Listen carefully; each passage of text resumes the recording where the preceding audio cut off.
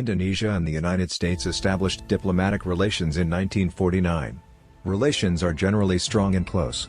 Both are republics, and each nation reciprocally recognizes the strategic importance of their counterpart. Indonesia's people have generally viewed the U.S. fairly positively, with 61% of Indonesians viewing the U.S. favorably in 2002, declining slightly down to 54% in 2011, increasing to 59% in 2014, and increasing further to 62% in 2015, compared to only 26% who had an unfavorable view.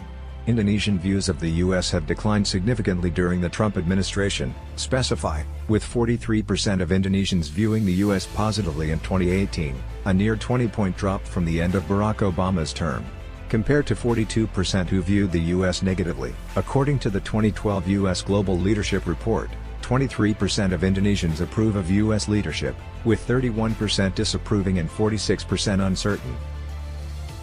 History. 19th century. In 1831, the natives living in the village of Kuala Bati, located on the island of Sumatra, then part of the Dutch East Indies, massacred the crew of a U.S. merchant ship. This led to the punitive First Sumatran Expedition, during which U.S. and Dutch troops raided the settlement. The U.S. Navy returned to Sumatra during the Second Sumatran Expedition, launched in response to an attack on another U.S. merchant ship by Malay pirates. 1949 to 19. Much to the annoyance of the Dutch, the United States played a major role in the demanding Indonesian independence. The Cold War played a critical role as the Indonesian Republic conclusively demonstrated its willingness and ability to suppress internal communist threats, as directed by the Comintern. U.S. policy since the 1940s has been to support Indonesia and help it avoid communism, and was the primary provider of armaments.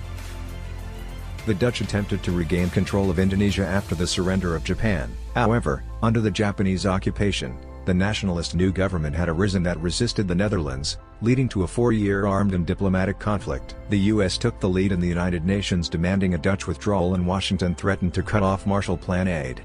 Indonesia gained full independence from the Netherlands in 1949. Indonesia nationalized more than 1,000 Dutch companies, and 9 out of 10 of the Dutch residents returned to the Netherlands, along with thousands of pro-Dutch Indonesians. Although considered a triumph of nationalism, it resulted in a prolonged economic depression due to the country's lack of capital and managerial skills.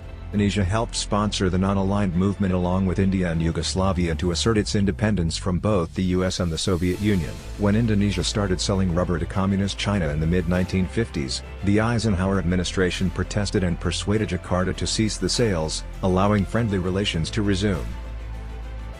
John F. Kennedy and Sukarno. The U.S. under President John F. Kennedy intervened in the West New Guinea dispute between Indonesia and the Netherlands, due to Indonesia's purchase of Soviet arms and planned invasion of the territory.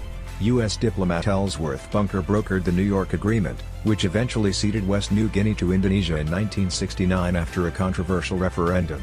The U.S. took the lead in the United Nations demanding a Dutch withdrawal, and Washington threatened to cut off Marshall Plan aid. Indonesia gained full independence from the Netherlands in 1949. Indonesia nationalized more than 1,000 Dutch companies, and 9 out of 10 of the Dutch residents returned to the Netherlands, along with thousands of pro-Dutch Indonesians.